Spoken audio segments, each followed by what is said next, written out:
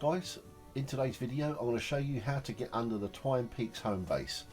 So what we need to do is we need to make sure that we've got the right loadout together, etc. like that. I'll explain that when we're down there. We need to make our way over here. Lava's going to go off. Okay, and to get under the home base you've got to make your way over to the east coastline, drop down onto the beach, and you see this little cave here. What you need to do is you need to first place a floor piece here and there, and then you build one staircase up, a second staircase up, and you want to make sure again you've got, well, this time you're going to need a banner. Okay, and what you're going to need to do is stand as close to the rock as you possibly can and place your banner as high as you can get it. Okay, like so. Alright, now if you step back a little bit and then you want to place a floor piece above your head. Alright, now what you want to do is edit the second staircase, the one nearest to the top, into a half section, and you'll see that the banner's just shot straight into the rock. Okay, now what you want to do now is come back on yourself, and you don't need these structures anymore. You can get rid of that and you'll see it finally disappear right into the rock now, and all you've been left with is a little blue pulsing glow. Alright, now all you need to do is despawn. You'll have to spawn one after the other, so if I spawn first, and once I've confirmed that I've spawned in, I'll move off the banner and allow my friend to despawn, or respawn should I say.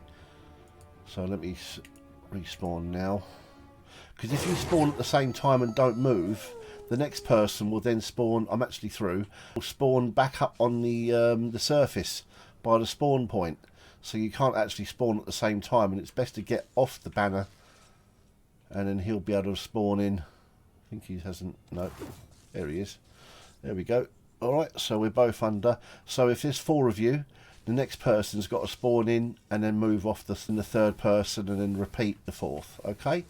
Now, there is a way of actually moving yourself all the way around the outside of the map. Now, as this is not my base, I will show you one of the reasons why you would want to, other than the fact that it's actually cool, and if you haven't seen it, it's quite a good thing to do, but it actually does help you when it comes to building your endurance bases, or even your SSDs. Not so much your SSDs, because obviously, as you know, with SSDs, a storm shield has to move out and move out and move out. So if you are only partially through your SSDs, you won't actually be able to move all the way around the outside, because the storm shield will prevent you from doing that. Okay, but as this base is on endurance, there is no storm shield barrier, so we can move freely around the circumference of the map. Okay, so again, you're going to need your triple jump. You're going to need your Ravager, so you can move and phase shift around the map quite freely. And also, if it does help, is having the ability for hang time, which is the Link's Cassandra hero in your loadout. Okay, but you don't tend to have to use that too much if you've got the Ravager and the triple jump feature. Okay, so what we want to do now is, if we move our way around the map like so, now notice certain parts of this map are going to be invisible when you are underneath them. Alright, now if I move down here, notice how the green that side, or the grass, now it's almost invisible, and you can see that Aquaz is actually standing on it, but I can't see what he's actually standing on. So if you just jump back over to that platform and then come underneath here, Aquaz. There we go. Right, now what I want to do, now the reason why you'd want to get under the map is you do a large build in your home base for your endurances, and you've got all the different barricades, or what we like to call them is sandwiches, because you sandwich in different blocks within 2 plates as such sort of thing. You'll find that some of these upturn bits and stuff like that, you forget about upgrading them to triple tier. So what I would do is, when I'm ever building a base for somebody and I leave them to do all the final upgrades, etc., is I then come in and do what I can visually from the surface, but then what I'll do is I'll come under the home base and have a look from underneath, and you can spot things so quickly and so easily that hasn't been upgraded. And so it's a case of basically coming under the map. If you've got your friend above ground, is if you put, say, the Xenon bow in your hand, and you say, right, if you come to me or go to this point, and then you shoot at the target, if they're looking at it, they'll actually see the arrow come straight through the floor, through the structure in question, and you can point them and direct them into the right location of where it needs to be upgraded. So with the Ravager in hand, we're just going to move around the map quickly and just phase shift onto here.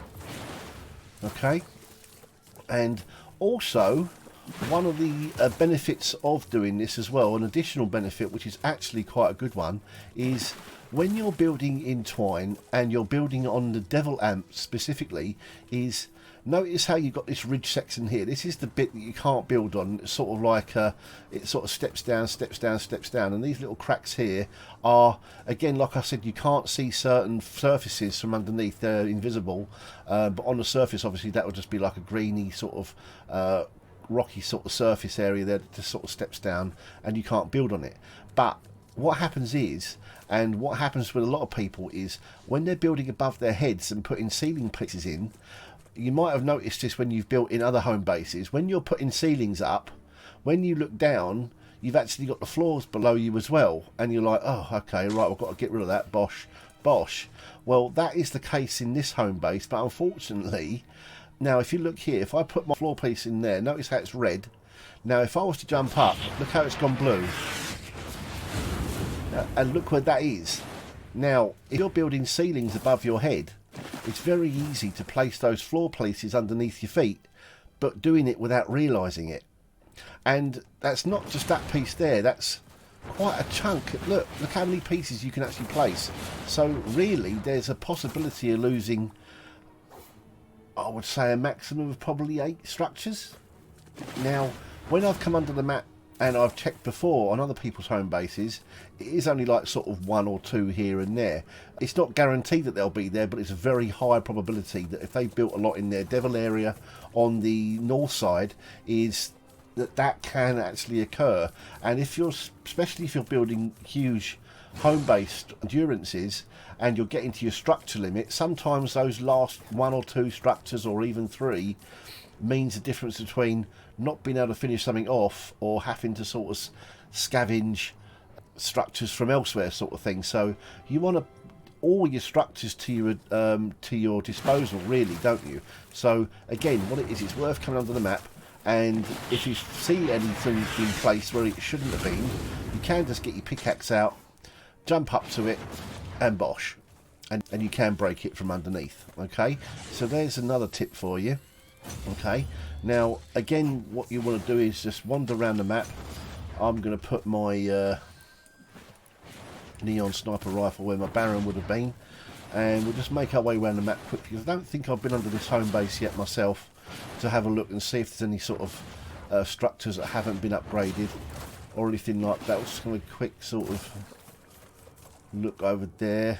I think that's okay, that one there. Yeah, that's all fine. Okay, work our way over this way. Now, another area I've noticed that was structural basement by accident has happened is over by the beach. I believe it's on the south side, so it all looks okay. I was actually hoping, for the benefit of the video, that we were actually going to find a piece in single or 2 tier. It appears that this base has been gone through with a fine-tooth comb already. Everything seems to be in order. Right, that's the hill. That all seems okay. Make our way across to the this is the cliff, or the lava ramp. This all looks lovely. There doesn't seem to be anything that needs attention on the surface when we've come back round. Right, so this is the beach we're coming round to now. So where these structures would normally be, we come round a bit more. See that area here, and this ridge area here. Now, we have actually been in bases before where that we've had a road piece about here, and I've found a couple. Look how easy that is. Grey piece there, double tier, another piece there, and you can actually upgrade them from underneath, as Aquaz is just demonstrating. So if you can get to them, obviously upgrade them. It's done then, isn't it, really? You haven't got to mess around asking your mate to come and have a look here and wasting time when you can upgrade it yourself. I'm glad that happened, actually, because then you can actually see how easy it is. Single tier is even easier to spot. So yeah, that's fine.